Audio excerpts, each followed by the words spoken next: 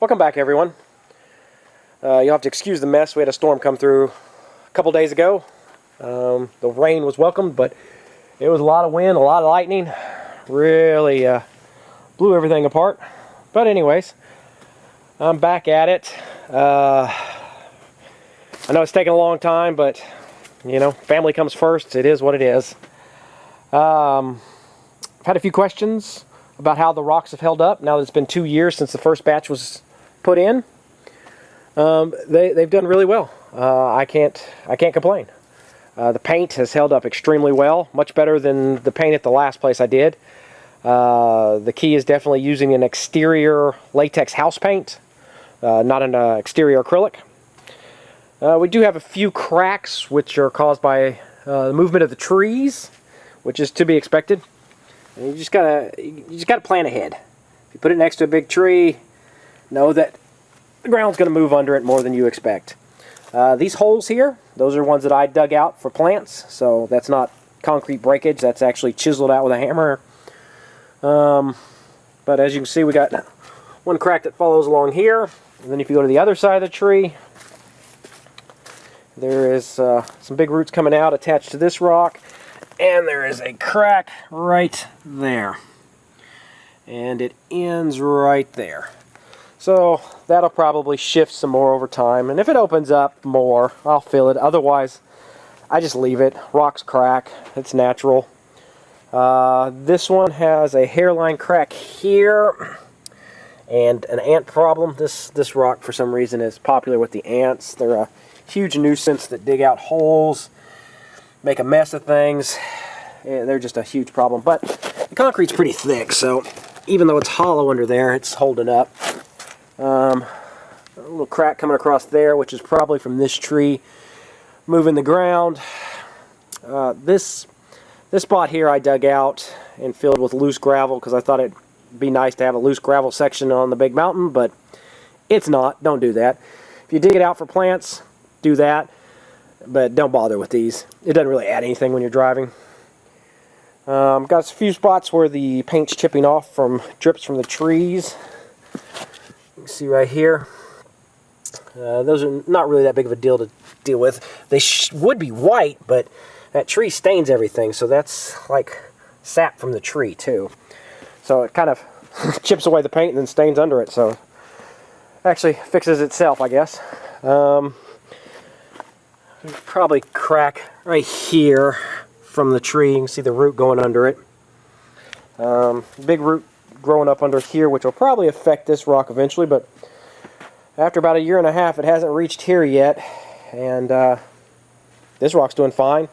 That rock actually has a root growing through it, and it's still doing fine. And this one pretty much ends up underwater. Gets about 1.5 foot of water around it. This one over here, the water's washed out, but it's still holding up well. I probably either chisel that back off and dig it back in and pour it maybe 3 or 4 inches under there, or I might backfill it with dirt. I haven't decided yet. I'm going to put a lot more concrete out here to protect it from the floods we get. As you can see over here, here's the first batch. Again, this first batch, that was my mistake. I used really old Portland and I added too much sand. That was my mistake. I got rushed. I screwed it up. Screwed up a whole bunch of work. So pay attention to your mix. Use fresh Portland. Don't let it sit around for a long time. It's a lot of work. Do it right the first time. But as you can see, bridges have held up well. They're nice and weathered now. I got a lot of buildings to go. Hopefully now that things are squared away with my daughter and her medical problems, hopefully we can get back to work and get things done. I've added a few plants over here. Got the new rocks that I put in this year over here. And I think there is one little crack over here in this section. And if you look, you can see I have a big rock, a small bridge, and another big rock. And right between those rocks is where it has started to crack. There it is. Right there. And that's just from the ground shifting. You could add reinforcement to it, chicken wire or something like that. It'd probably still crack. And then if you ever change it, you'd have to chisel that stuff out, and it'd be really hard to work with. It's much easier to chisel it away without any reinforcement. Sorry about that. But anyways, everything's looking good.